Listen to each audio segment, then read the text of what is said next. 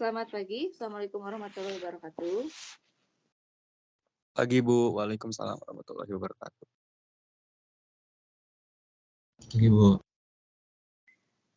Oke, kemarin kita sudah melaksanakan kuis yang kedua ya. Di akhir pertemuan kemarin mungkin beberapa sudah melakukan evaluasi bagaimana terbayang hasilnya seperti apa. Nah, nanti perbaiki ya di ujian yang kedua. Sebentar, mana ini? Oke, jadi kita review kembali sebelum ke latihan soal ya.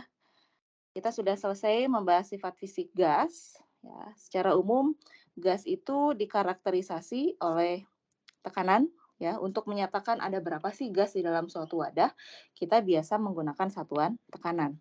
Tekanan itu sendiri didefinisikan sebagai gaya per satuan luas. Ya, satuannya kita kenal ada beberapa. Kalau berdasarkan satuan internasional, ini Pascal. Tapi yang mungkin nanti akan banyak kita pakai itu atmosfer, ATM, dan Torricelli. Ya, Tor dari nama Torricelli.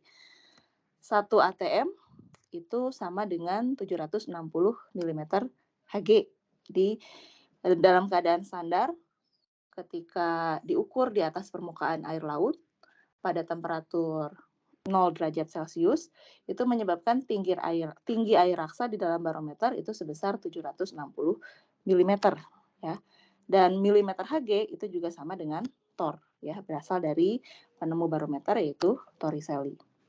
Kemudian yang kedua, kita bisa mengkarakterisasi sifat gas itu dilihat dari volumenya, dari temperaturnya, dan juga jumlah zatnya.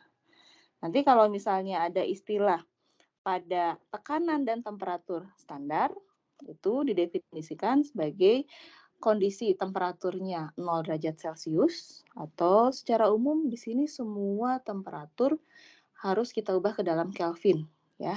Jadi pada keadaan standar, temperatur yang kita pakai itu 273 Kelvin, kemudian tekanannya 1 atmosfer. Kemudian ketika semua gas diukur pada keadaan standar ini, ternyata volume untuk setiap 1 molnya, jadi kalau ada kata-kata molar, itu berarti untuk setiap 1 mol, itu volumenya sama dengan 22,4 liter. Jadi boleh nanti ketika misalnya ditanyakan berapa volume gas sejumlah sekian, kalau diukur pada STP, yang penting kita tahu berapa molnya, nanti tinggal dikalikan 22,4 ya. Itu yang pertama. Kemudian yang kedua, kita belajar ada hukum-hukum gas. Mulai dari hukum Boyle, ya. Dalam hukum Boyle ini eksperimennya dilakukan pada temperatur dan jumlah gas yang tetap, ya, molnya tetap. Hasilnya menunjukkan bahwa tekanan itu berbanding terbalik dengan volume. Akibatnya perkalian tekanan dengan volume ini akan menghasilkan suatu konstanta, dan dari sini kita bisa menggunakan persamaan ini kalau membandingkan dua kondisi yang berbeda. Jadi ketika diketahui misalnya ada tekanan 1, volumenya berapa, ditanyakan berapa volume pada tekanan yang kedua. Jadi kita pakai persamaan ini. Ya, itu hukum Boyle. Lalu yang kedua, ada Charles yang melakukan eksperimen pada tekanan dan jumlah mol gas yang tetap. Pengamatannya di sini volume berbanding lurus dengan temperatur. Jadi kalau kita ukur atau kita hitung antara volume terhadap temperatur, itu akan menghasilkan suatu konstanta. Nah, dari sini juga kita bisa punya persamaan untuk membandingkan dua kondisi yang berbeda. Kalau diketahui volume pada temperatur pertama sekian, berapa volume pada temperatur yang kedua. Ya. Lalu yang ketiga, ada Gay-Lussac. Nah, Gay-Lussac ini melakukan eksperimen pada volume dan jumlah gas yang tetap. Hasilnya ternyata di sini tekanan itu berbanding lurus terhadap temperatur. Dan dari sini juga kita punya persamaan P1 per T1 sama dengan P2 per T2. Ya. Nah, dari ketiga hukum ini, akhirnya kita punya hukum gabungan gas sebelum akhirnya nanti kita punya hukum gas ideal ya. Jadi gabungan dari semuanya, tekanan berbanding terbalik dengan volume, tekanan berbanding lurus dengan temperatur, volume berbanding lurus dengan temperatur. Ini akibatnya kita punya persamaan ini. Ini biasanya dipakai kalau ya tinggal salah satu parameter yang harus dicari. Jadi ketika tekanan berubah, misalnya kemudian temperatur juga berubah, lalu ditanyakan berapa volume ketika volume dalam keadaan pertama itu diketahui. Ya. Kemudian selanjutnya ada prinsip Avogadro. Nah ini mungkin yang nantinya akan banyak dipakai juga nih dalam stoikiometri. Kita harus jeli di dalam persoalannya apakah itu dilakukan pada tekanan dan temperatur yang tetap. Kalau iya, seandainya tidak ada informasi berapa mol yang bereaksi atau perbandingannya berapa, volume itu sebanding dengan mol yang bereaksi. Jadi perbandingan volume akan sama dengan perbandingan mol. Ya, nanti kita lihat coba aplikasinya seperti apa. Kemudian dari hukum-hukum tersebut dan juga prinsip Avogadro, akhirnya kan ini perbandingan ini akan sama dengan suatu konstanta, ya. Jadi di sini kita akhirnya punya sebetulnya nanti tergantung kasusnya ya, boleh kita pakai hukum-hukum seperti ini atau semuanya diselesaikan dengan hukum gas ideal juga nggak masalah ya.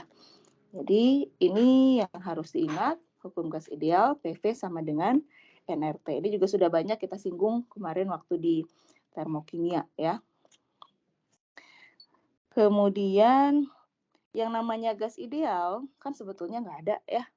Karena gas ideal itu harus bersifat ideal pada semua rentang temperatur, tekanan, volume, dan juga mol ya, banyaknya gasnya. Tapi pada kenyataannya sebetulnya tidak ada yang memiliki sifat seperti gas ideal. Nah, di sini ada dua tetapan gas dengan satuan yang berbeda. Nanti mana yang akan kita pakai sesuaikan dengan satuan yang kita perlukan. Ini biasanya akan selalu diberikan ya konstantanya. Lalu dua hukum lagi yang selanjutnya ada hukum Dalton. Jadi kalau sebelumnya mungkin kita berbicara mengenai gas murni. Nah, kalau dalam hukum Dalton ini kalau kita punya campuran gas, tapi syaratnya gas tersebut tidak saling bereaksi. Jadi bunyi dari hukum Dalton di sini menyatakan bahwa kalau kita punya campuran gas, maka tekanan totalnya itu sama dengan jumlah dari tekanan parsial masing-masing gas. Jadi kalau kita aplikasikan ini ke persamaan gas ideal, maka P total itu sama dengan N total tinggal disubstitusi kali R kali T dibagi volume. Ya. Dan dari sini juga kalau kita substitusikan, akhirnya kita akan punya, kalau misalnya ditanya berapa fraksi mol. Fraksi mol itu kan secara umum didefinisikan sebagai kalau fraksi mol A, maka mol A dibagi mol total. Tapi kalau kita ganti Na-nya, ya misalnya P total sama misalnya terdiri dari beberapa campuran, gitu ya, kita definisikan N-nya dari persamaan gas ideal. Akhirnya nanti kita akan temukan bahwa sebetulnya perbandingan dari mol gas A dibagi dengan mol total itu sama saja dengan perbandingan tekanan gas A dibagi dengan tekanan total. Ya, jadi fraksi ini nanti bisa dicari melalui perbandingan tekanan. Itu inti dari hukum Dalton. Yang terakhir ada hukum Graham. Ini terkait laju efusi. Ya, tapi persamaan ini juga biasanya dipakai untuk laju difusi ya. Jadi secara umum kalau misalnya kita punya dua gas, katakanlah gas A dan gas B, lajunya akan berbanding terbalik dengan akar dari densitas sebetulnya. Hanya saja densitas itu kan massa per volume. Massa, densitas sebanding dengan massa sebanding dengan massa molar. Jadi bisa kita sederhanakan dengan perbandingan laju efusi A terhadap B itu sama dengan akar dari berbanding terbalik ya, massa molar B terhadap massa molar A. Ya, jadi molekul gas yang lebih ringan itu akan berefusi atau berdifusi lebih cepat dibandingkan dengan molekul yang bermassa molekul lebih besar. Ya, jadi itu yang kedua, hukum-hukum gas. Kemudian yang ketiga, ini sebetulnya untuk menjelaskan hukum-hukum yang tadi. Jadi ada yang namanya postulat teori kinetika gas ya. Di sini dituliskan ada 4. Yang pertama, dalam gas ideal kita sebetulnya mengabaikan volume gas ya. Jadi kalau dibandingkan dengan volume wadah, ini kita abaikan sehingga gas itu tidak memberikan kontribusi terhadap volume total ya. Kemudian yang kedua, partikel gas itu selalu bergerak ya, bergerak menumbuk dinding wadahnya. Dan tumbukannya itu bersifat lenting sempurna, jadi tidak ada energi yang hilang. Akibatnya, laju sebelum dan setelah tumbukan itu akan sama. Nah, jumlah tumbukan ini yang harus kita pahami. Tumbukan dengan dinding itulah yang menyebabkan timbulnya tekanan dari gas. Nah, dari postulat ini kita bisa menjelaskan berarti kalau misalnya volume kita turunkan, jadi kalau misalnya kita punya piston, punya wadah, ya ada pistonnya kita tekan atau kita pompa, itu kan volume makin kecil, akibatnya frekuensi tumbukan gas dengan dinding itu akan semakin besar ya, karena volume lintasannya juga makin kecil. Jadi frekuensinya akan semakin besar. Jadi kalau tumbukan makin banyak, maka tekanan juga akan naik. Jadi di sini hukum Boyle menyatakan bahwa tekanan berbanding terbalik dengan volume. Ya. Kemudian, bila jumlah partikel gas bertambah, ini dilakukan kan ini prinsip Avogadro mengatakan bahwa pada tekanan dan temperatur yang tetap, maka volume berbanding lurus dengan jumlah partikel gas.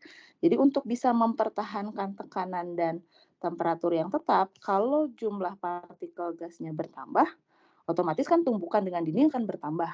Tapi supaya tekanan tetap, maka kenaikan mol gas tersebut harus diimbangi dengan kenaikan volume. Ya, jadi itu penjelasan mengenai prinsip Avogadro. Lalu yang ketiga, untuk gas ideal itu dianggap tidak ada gaya yang bekerja antar partikel ya. Jadi karena tidak ada gaya yang bekerja, maksudnya tidak ada interaksi, baik itu tarik-menarik atau tolak-menolak ya. Akibatnya apa?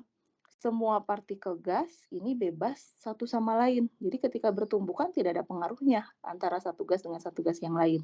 Pokoknya semuanya sama bertumbukan dengan dinding dan bersifat lenting sempurna. Nah, sehingga tekanan totalnya, kalau misalnya kita punya apakah itu gas murni atau campuran gas, itu sebetulnya sama saja dengan jumlah tumbukan independen dari masing-masing partikel gas. Jadi ini juga bisa menjelaskan hukum Dalton ya. Lalu yang terakhir, ya, energi kinetik itu berbanding lurus dengan temperatur, tapi harus dalam Kelvin. Ya. Ini menjelaskan hukum Gay-Lussac, hukum Charles, ya, dan juga hukum Graham. Pada volume tetap, kalau temperatur kita naikkan, ya, kita paham ya, kalau temperatur naik, energi kinetik juga naik. Kalau energi kinetik naik, artinya molekul-molekul tersebut akan bergerak lebih cepat menumbuk dindingnya. Ketika gerakannya lebih cepat, atau tumbukannya makin banyak, maka temperatur juga tekanan juga akan naik ya. Jadi Gay-Lussac akan menyatakan bahwa tekanan berbanding lurus dengan volume. Lalu Charles di sini mempelajari hubungan volume dengan temperatur. Kalau temperatur naik, energi kinetik rata-rata naik, frekuensi tumbukan dengan dinding juga naik, tapi kalau tumbukannya meningkat, tekanan kan meningkat. Sedangkan di sini untuk mempelajari tekanan terhadap volume. Artinya dilakukan pada tekanan tetap. Supaya tekanan tetap, akibat dari efek tumbukannya semakin banyak, maka di sini volume akan semakin besar. Ya, jadi volume berbanding lurus dengan temperatur. Lalu untuk yang terakhir, untuk hukum Graham, pada tekanan dan temperatur yang sama, energi kinetik untuk dua gas itu juga sama. Jadi kemarin kita lihat ya ada penurunannya, energi kinetik setengah mv kuadrat. Nanti setelah kita turunkan, kalau jadi energi kinetik rata-rata gas A dengan gas B itu sama, kita turunkan, nanti itu akan sama saja dengan perbandingan massa molar dari kedua gas tersebut tapi berbanding terbalik dan dalam bentuk akarnya. Oke. Yang terakhir,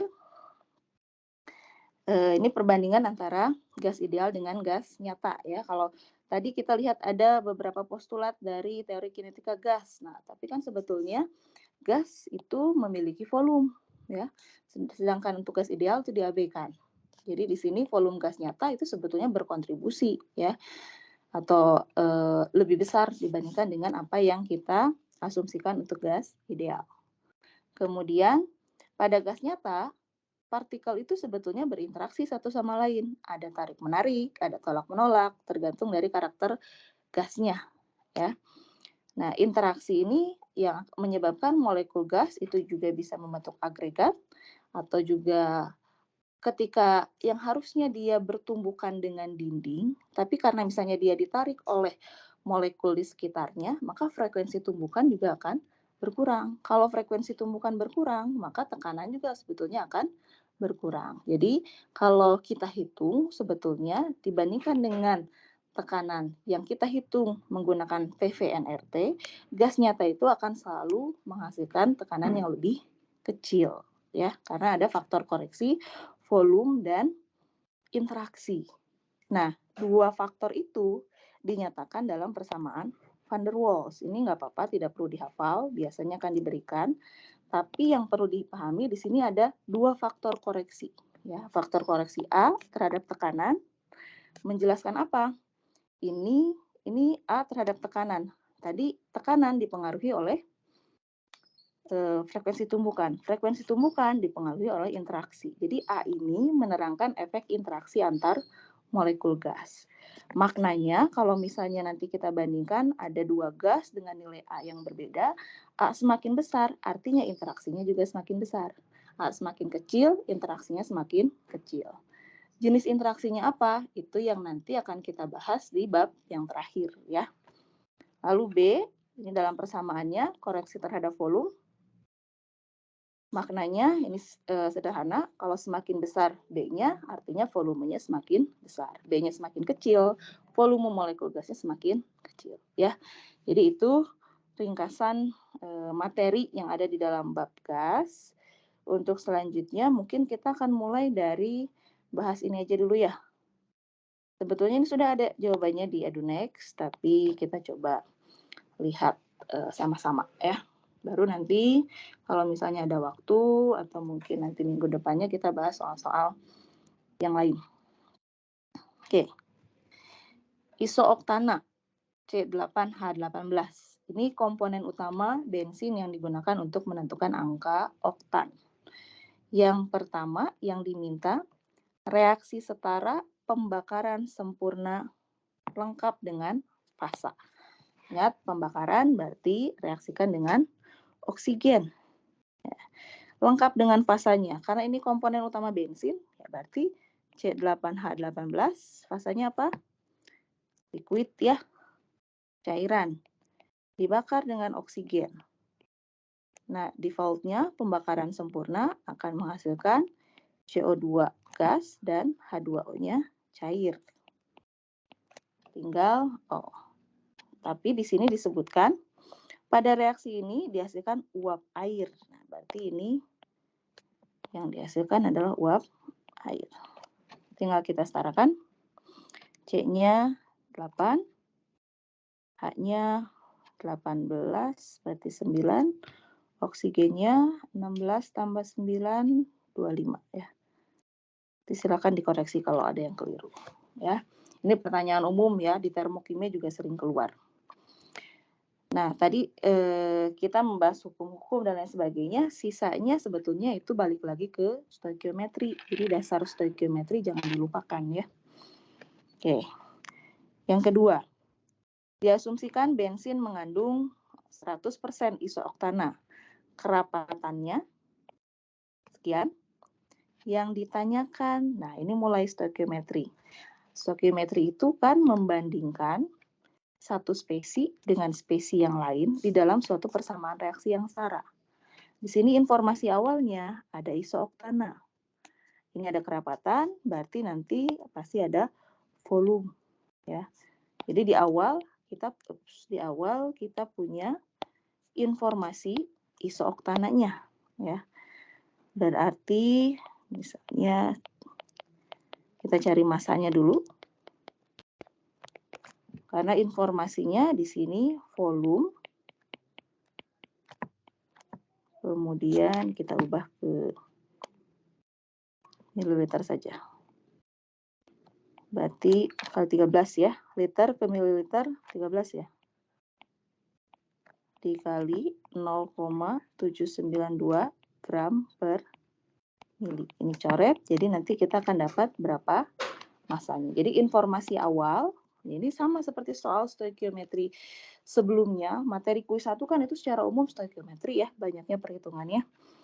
Tapi di sini diaplikasikan pada reaksi yang melibatkan gas. Kemudian di sini yang ditanyakan adalah ini. Jadi kuncinya reaksinya harus setara. Dari perbandingan ini, nanti ini kita dapat molnya berapa. Yang ditanyakan massa CO2. Kita dapat dulu mol. Mol CO2 berapa kali mol isooktana? Berapa kalinya? 8 kali, Bu. 8 kalinya. Ya, 8/1 kan ya. Nanti tinggal dicari, kemudian masanya berapa. Oke. Kebayang ya? Ini nggak saya hitung dulu. Lalu yang C, tentukan volume. Nah, ini baru menggunakan hukum gas. Jadi yang soal B itu terkait stoikiometri, tapi melibatkan yang berfasa gas. Kemudian yang C di sini kita sudah tahu mol CO2 kan ya. Ini ditentukan oleh jawaban yang di B. Kita sudah tahu molnya berapa yang dihasilkan. Yang ditanyakan volume. Volume CO2 berdasarkan soal B, tapi di sini pada 0 dan 1 atm. 0 derajat Celcius dan 1 atm. Gimana caranya? Pakai STP, Bu. Pakai STP. Jadi caranya boleh pakai nanti volume CO2 tinggal berapa mol CO2 dikali 22,4 liter. Bisa juga boleh saja pakai PV NRT. Ya kalau kita nggak hafal angka 22,4 berarti volume molnya dari jawaban B, R-nya pakai 0,082 karena di sini kita memakai liter dan atm ya. Kemudian T-nya 273, tekanannya 1 atm ya. Jadi dalam stoikiometri itu biasanya ada lebih dari satu cara untuk menyelesaikan ya. Oke. Lalu yang D, yang ditanyakan laju efusi siapa terhadap siapa? Air terhadap karbon dioksida. Tadi masih ingat rumusnya berbanding terbalik dengan massa molarnya, tapi dalam bentuk akar. Ya, ini tinggal memasukkan ke dalam hukum Graham. Ya. Ini berarti 44 dibagi 18. Artinya di sini air kan lebih ringan, 18. CO2 lebih berat, 44. Hasil dari ini kan akan lebih dari 1 ya. Jadi air akan bergerak lebih cepat, molekul uap air akan bergerak lebih cepat dibandingkan karbon dioksida. Jadi sesuaikan dengan soalnya. Nanti kalau misalnya ditanyakan perbandingan laju efusi CO2 terhadap uap air, jadi harusnya CO2 lebih lambat dibandingkan air. Jawabannya akan kurang dari 1 ya. Oke. Lalu yang E, ini cukup singkat sih soal yang gas ini ya. Nah, cuman ini mungkin akan lebih bisa dijelaskan nanti ketika kita sudah membahas bab terakhir ya. Ini ada persamaan gas nyata di antara kedua gas yang terbentuk dari pembakaran sempurna isooktana. Jelaskan mana yang memiliki nilai A. Yang penting sekarang kita harus tahu dulu A itu menunjukkan apa tadi? Koreksi terhadap apa? Tekanan atau volume?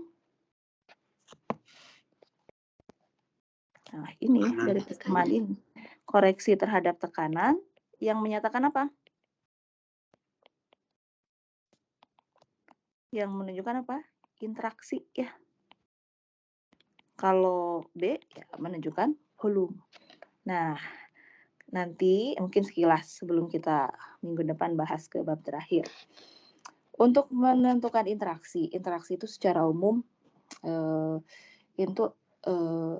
kita akan bahas antara ion dipol. Jadi nama interaksi disesuaikan dengan siapa yang berinteraksi.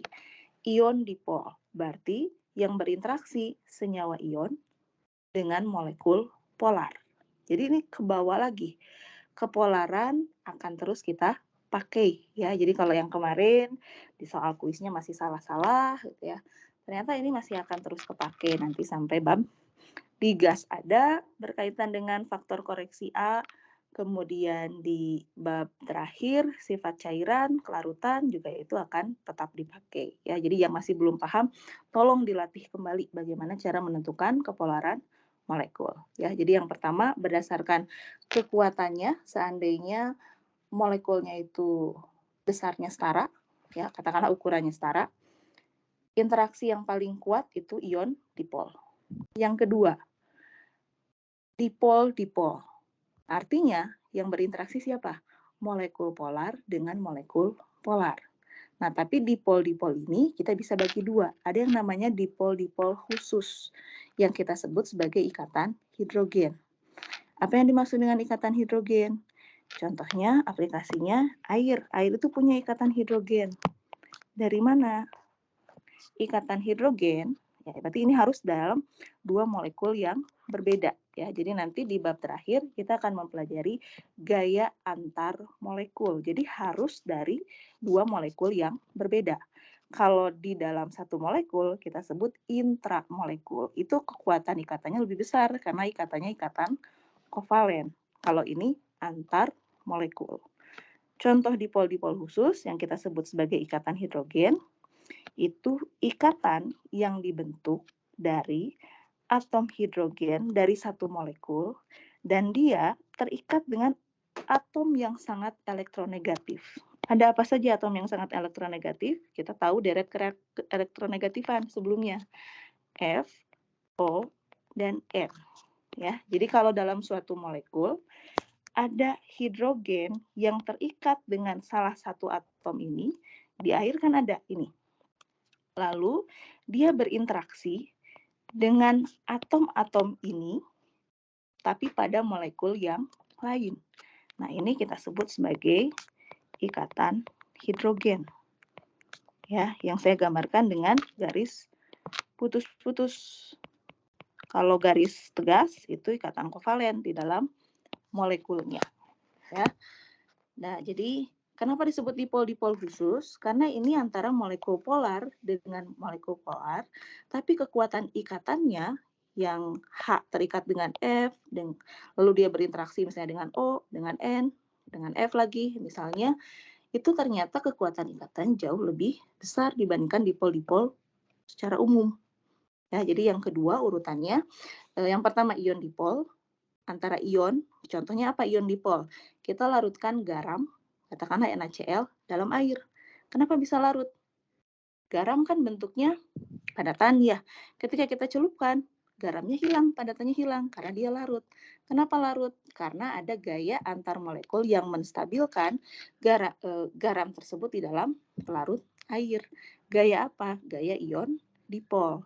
Ionnya dari Na+ dan Cl- dipolnya dari molekul polar air. Yang kedua, ikatan hidrogen. Contohnya ini dalam air. Lalu yang ketiga, dipol-dipol. Dipol-dipol ini molekul polar dengan molekul polar. Misalnya apa? HCl dalam air misalnya. HCl kan itu tidak ada ikatan hidrogen karena tidak ada H yang terikat dengan O, dengan F, atau dengan N. Ya, bentar. Ya betul.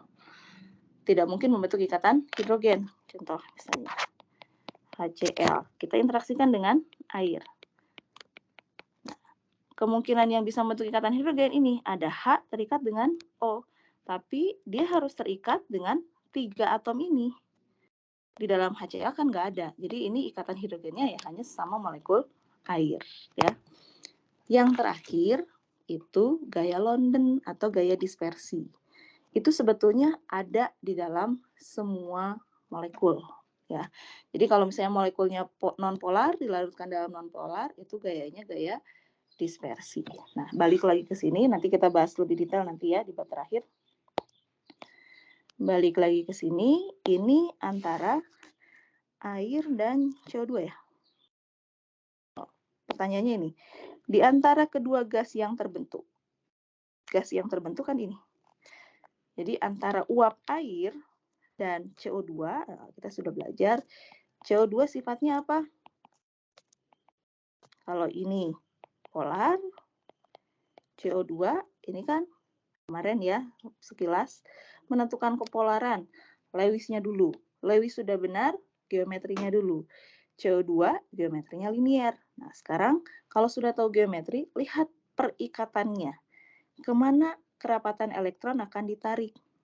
Elektron akan lebih ditarik pada atom yang lebih elektronegatif. Antara C dengan O akan ditarik ke O. Jadi ini akan bermuatan parsial negatif, ini bermuatan parsial positif. Begitu juga dengan arah yang sebelah kiri akan ditarik ke O. Nah, besarannya karena di sini atom pusatnya C dan atom yang terikatnya sama, ini momen dipol kita jumlahkan secara vektor. Jadi tidak hanya bergantung pada besaran, tapi juga bergantung pada arah.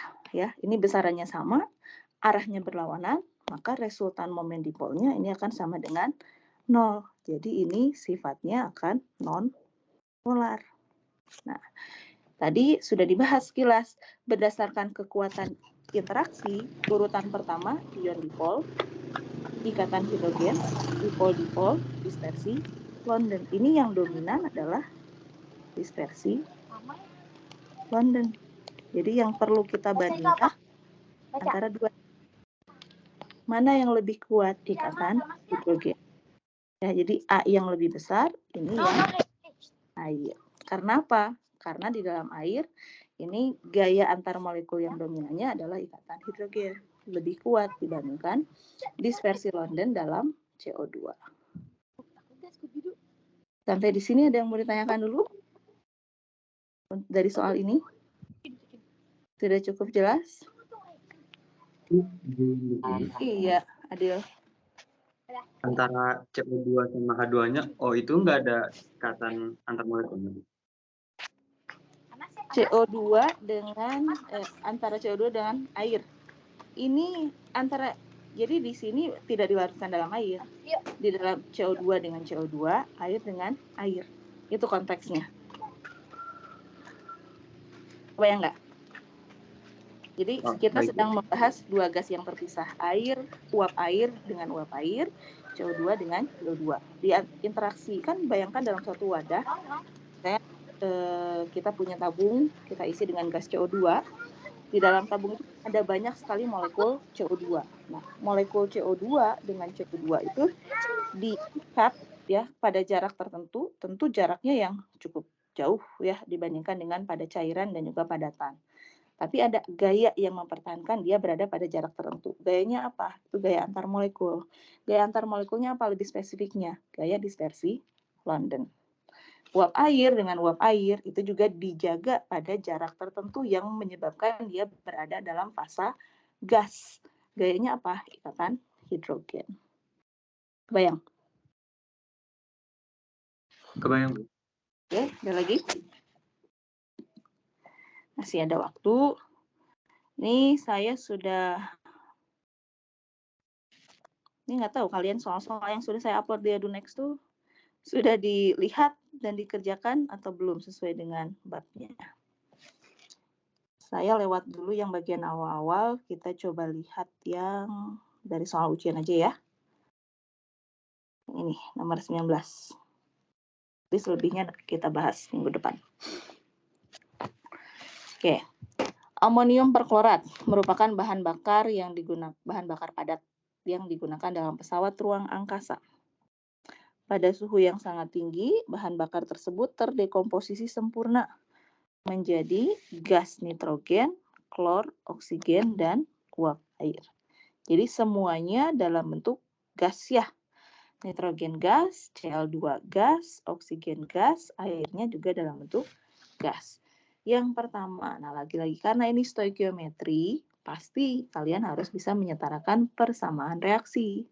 Dan fasa harus lengkap ya, karena di sini kita akan fokus pada yang berfasa gas. Kita mulai dari tuliskan persamaan reaksi yang setara. Saya tulis ini dulu aja ya. NH4, ClO4, fasanya apa? Ada kata kuncinya di sini. Bahan bakar padat ya. Solid terdekomposisi jadi N2 gas, Cl2 gas, oksigen gas, dan uap air gas. Setarakan. Karena pasti akan kepakai nanti ke bawahnya. N-nya 2. Kalau seandainya ini 2, H-nya, Cl-nya sudah 2, H-nya 8, H-nya 8, berarti ini 4. Oksigennya 8, berarti ini 2 ya. Sudah setara ya. Jadi dasarnya prinsipnya sama seperti soal tadi. Ada persamaan reaksi dulu yang harus disetarakan dan lengkap dengan fasanya. Ini akan jadi fokus kita. Yang berfasa gas. Yang B, hitung tekanan gas diminta dalam satuan atmosfer yang dihasilkan dekomposisi 700 gram bahan bakar. Nah, kalau tadi isooktana dalam bentuk cairan, ada densitasnya, kita dapat masanya. Nanti bisa ubah ke volume. Nah, sekarang kita punya informasi reaktannya kan padatan, padatannya sebanyak 700 gram. Yang ditanyakan, nah nanti kan ini akan terdekomposisi. Jadi kita akan pakai nih koefisien-koefisien tersebut. Prinsipnya seperti biasa, ubah dulu ini ke dalam mol. Ya, nanti cari massa molar dari amonium perklorat berapa. Ubah 700 ini ke dalam mol amonium perklorat. Yang ditanyakan, nah ini asumsi semua bersifat ideal. Jadi kita bisa pakai VVNRP. Apa yang harus kita cari? Yang ditanyakan tekanan gas total ya. Kita harus cari N total. N total terdiri dari apa? N gasnya N2, Cl2, kemudian O2 dan H2O.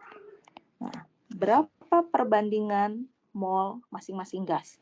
N2 terhadap, kalau misalnya ini N mol, berapa mol N2?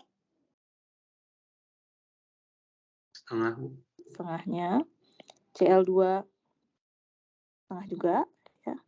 O2 sama.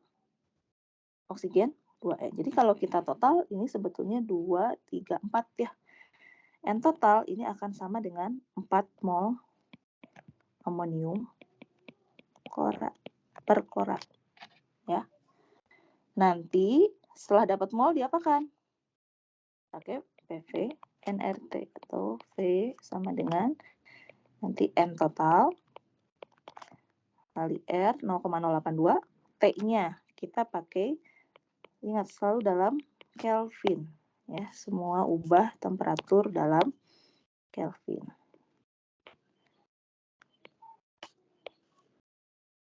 Volumenya 60 liter. Kebayang ya yang B?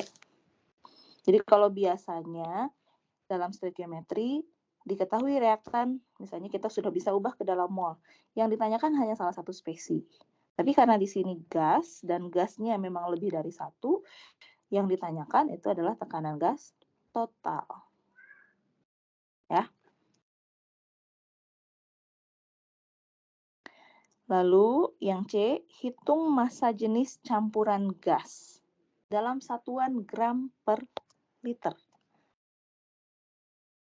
Gimana caranya? Massa jenis itu apa? Massa jenis, massa per volume. Ya, Jadi apa yang harus kita cari? Kita sudah dapat ini mol masing-masing.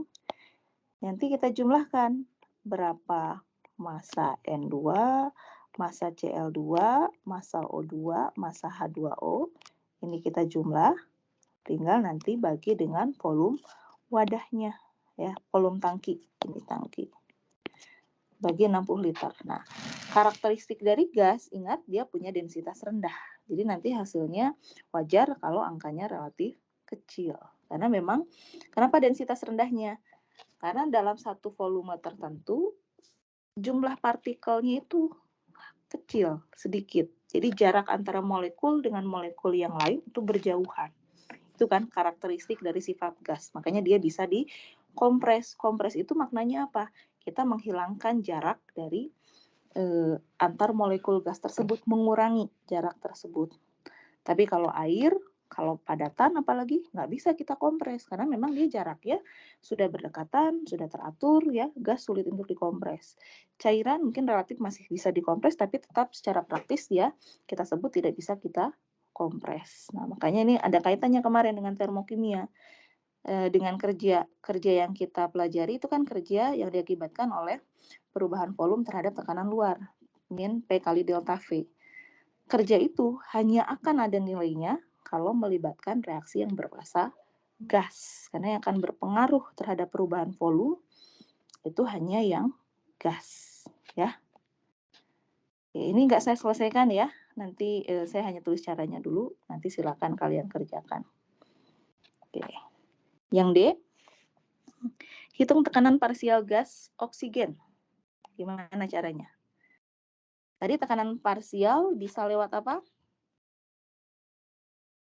Oh, kita berawal bisa dari ini. X itu perbandingan mol A dibagi mol total. Atau tekanan gas A dibagi dengan tekanan total. Nah, yang ditanyakan tuh ini. Tekanan A-nya di sini yang ditanyakan untuk oksigen. Kalau dari persamaan ini, bisa kita cari. Maka tekanan parsial oksigen itu akan sama dengan berapa fraksi mol oksigen dikali tekanan total.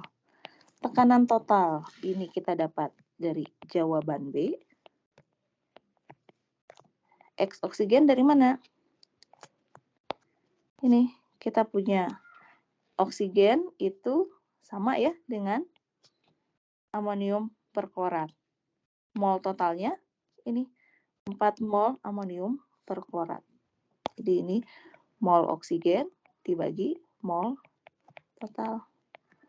Dikali jawaban yang B. Ada alternatif lain? Tekanan oksigen sama dengan N oksigen kali R kali T dibagi volume wadah. Hasilnya akan sama saja. Ya, jadi ada tidak terpaku hanya pada satu cara. Ya, jelas nggak ini? Itu stoikiometri yang melibatkan gas. Oke, sedikit lagi mungkin kita baru cuma bisa menyelesaikan satu soal ini ya. Oke, ini berkaitan dengan yang tadi, faktor koreksi. Diketahui tetapan van der Waals untuk 3 jenis gas. Oh, ini harusnya huruf kecil ya. Ini ya, faktor koreksi A, faktor koreksi B. Urutkan ketiga gas tersebut berdasarkan gaya tariknya, mulai dari yang terkuat. Jadi di sini yang dilihat ini hanya yang A. Karena A itu faktor koreksi terhadap interaksi atau gaya tarik. Tadi maknanya apa? Semakin besar nilai A, semakin kuat. Di sini mulai dari yang terkuat, yang paling besar 5,4 air. Maaf, salah. Oke. Cl2, kemudian air, lalu oksigen. Nah, nanti kita akan bisa menjelaskan kenapa trennya seperti ini setelah mempelajari gaya antar molekul. Mungkin ada yang kalau sekarang ada yang sudah ngeh, ini Cl2 kira-kira gaya antar molekul yang dominannya apa? Dia polar non-polar. Ini kan jelas tadi ya, ikatan hidrogen. O2 dan Cl2 apa? Polar non-polar? Ya kan simetri ya, Cl, oksigen, oksigen. Non-polar ya, ini non-polar. Akibatnya dia gayanya dispersi London. Ini juga dispersi. Tadi kalau ada yang saya sebutkan, kalau misalnya massa molarnya setara, ukuran kekuatan itu ion dipol, ikatan hidrogen, dipol-dipol, dispersi. Tapi kok ini kenapa Cl2 yang dispersi lebih kuat dibandingkan air? Nah, kita nanti akan lebih bahas lebih detail di bab terakhir ya. Karena kenapa sekilas saya bahas di sini dari massa molar jauh ya, H2O 18, Cl itu 35,45 ya, ini sekitar 70, 71.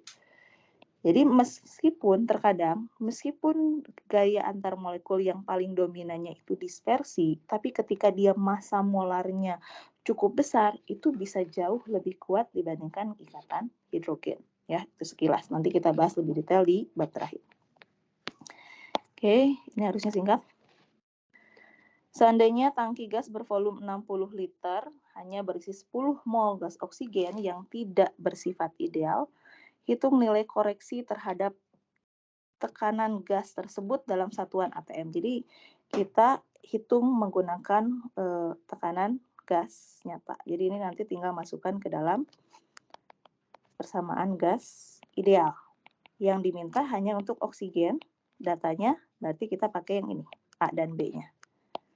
A dan B-nya pakai nilai yang ada di dalam tabel. Ya. Nanti hasilnya harusnya lebih kecil dibandingkan kalau kita hitung menggunakan gas ideal. Ya.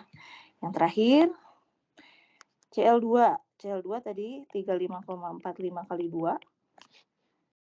Oh, ini dibalik. Perbandingan laju gas Cl2. Jadi RCl2 terhadap oksigen itu akan sama dengan berbanding terbalik ya. Oksigen 32 dibagi 35,45 kali 2. Kebayang apa yang kita pelajari dalam materi bab gas ini? Ya. Ada yang mau ditanyakan dulu barangkali sebelum kita akhiri? Ya, jadi mungkin kalian sudah bisa lah mengevaluasi diri sendiri, kuis 1 berapa, kuis 2 berapa ya. Kemudian ujian 1 kemarin berapa. Nah, nanti optimalkan di ujian yang kedua. Ujian yang kedua kan kurang lebih materinya kemarin yang 4 bab yang sudah kita kuiskan, tinggal 2 lagi. Maksimalkan, masih ada kesempatan ya. Kalau yang merasa masih belum, ternyata banyak kurang teliti atau yang nggak paham, nah optimalkan sisa waktu yang ada untuk lebih memahami ya materi 6 bab nanti yang akan diujikan. Oke. Saya kira sudah cukup mungkin ya. Kita lanjutkan lagi minggu depan. Jadi Kamis masuk dulu ke bab yang terakhir ya. Nanti sisanya kalau itu bisa beres 1 pertemuan, ya mulai dari Kamisnya sampai minggu terakhir perkuliahan, kita bahas dulu soal tutorial yang gas dan bab terakhir. Kalau ada waktu seperti biasa, review semua materi untuk ujian kedua ya. Oke. Ada yang mau tanyakan sebelum saya akhiri? Kalau tidak ada, saya langsung akhiri ya. Selamat pagi. Assalamualaikum warahmatullahi wabarakatuh. Waalaikumsalam warahmatullahi wabarakatuh. Assalamualaikum. Terima kasih, Bu. Terima kasih.